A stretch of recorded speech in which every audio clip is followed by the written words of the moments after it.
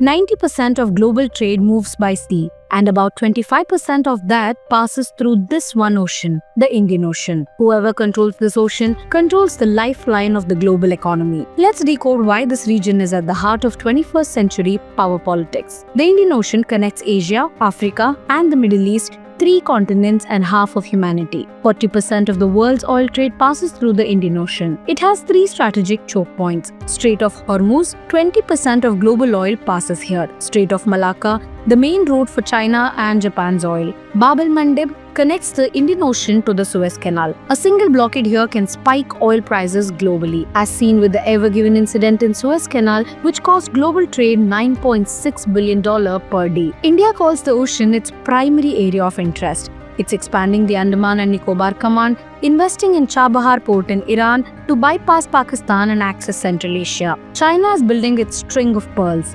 Hambantota port in Sri Lanka, leased for 99 years, Gwadar port in Pakistan, part of CPEC, and its only overseas military base in Djibouti. Chinese research vessels like Yuan Wang 5 have docked in Sri Lanka, sparking India's protests. US and its allies maintain bases like Diego Garcia and hold large-scale naval drills like Malabar exercise with India, Japan, and Australia. Now, why does it matter? Number 1. Energy security. India and China import over 70% of their oil through this ocean.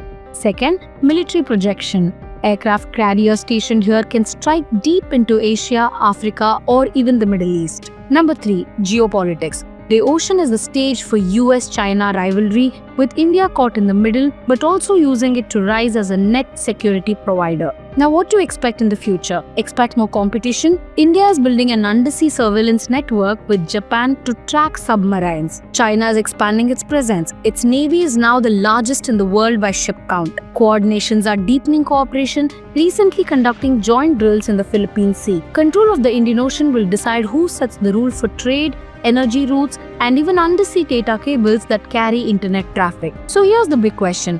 The Indian Ocean is India's backyard, but today you see Chinese ships, US carriers, even European navies sailing here. Should India stay a silent observer or turn this ocean into its own sphere of influence? Because whoever secures these waters will shape the future of global trade, energy, and power. What do you think? Is India doing enough to claim its ocean, or are we already late in the game?